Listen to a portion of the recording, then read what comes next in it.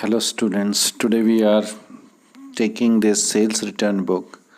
Sales return book, as I told you while making the purchase return book, it is same like purchase return book. Only these columns will also be the same, and the recording of transaction will also be the same. Here the format is given that first column is of date and on which date this goods are received back from. Second one is name of the customer because it is sales return book. So when we have made the sales and those goods are returned back by the customer, so we will write the name of the customer, that by whom these goods are returned to the business. Then credit note number, third column. Credit note number, we issue a credit note from whom the goods are received back. So those note is issued against that whatever goods are received for the value received by the business against the purchase, against the sales return. One credit note is issued by the business, and this is called credit note because account of the party who has returned back the goods is credited by this note. Then comes the next is ledger folio. Ledger folio, when these posting is made in ledger account of these parties, then the number of that page ledger account number, ledger page number is written here.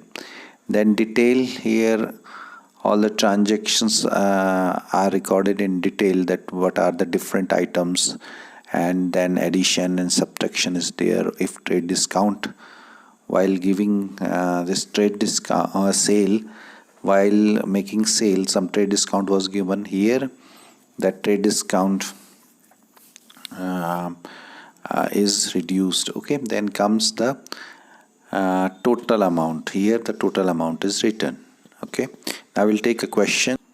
Okay, there is a question now on your screen of this which is to be recorded in the sales return book. Okay, prepare sales return book on the books of Ram Lal and Company from the following transaction: 2017 April 6, goods returned by Ganga Prasad and Company, 2 tables fan at the rate 600 each, less trade discount 15%. This we have to record. Okay,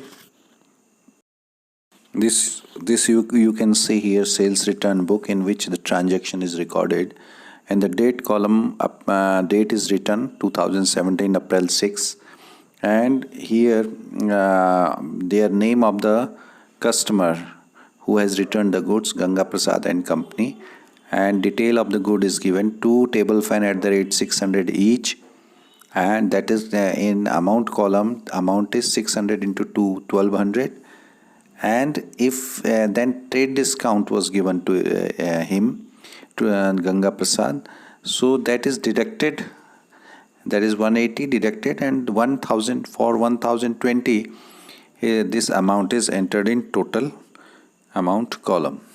Okay, now the other transactions, that transaction that is on April 12th, Sham Oil Mills returned defective goods valued rupees 4000. This is given.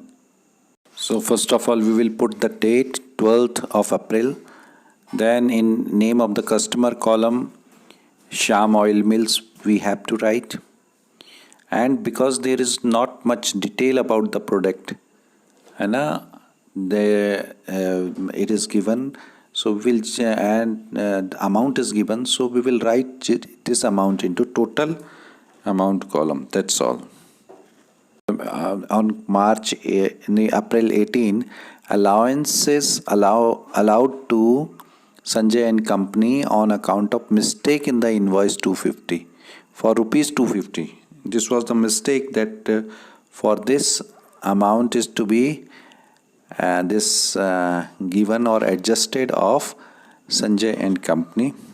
So for that, to enter this transaction, you first of all in date column, date will put, that is 18th of April. Then name of the customer, that is Sanjay and company.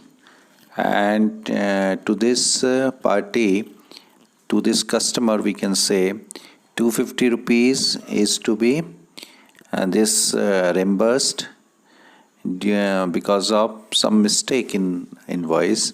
So 250 we will write in total column. Then after doing all these entries, then we will total up this. That comes 5270, and this we will write here in total. Instead of writing in total, we will just write sales return account on, and we will put the date column, we will put April 30, because on last day this will the total sales return will transfer to sales return account, and so all these parties will be credited, and sales return account will be debited in the book. So sales return account debit we shall write here. This way this sales return book is maintained. Okay, this is done.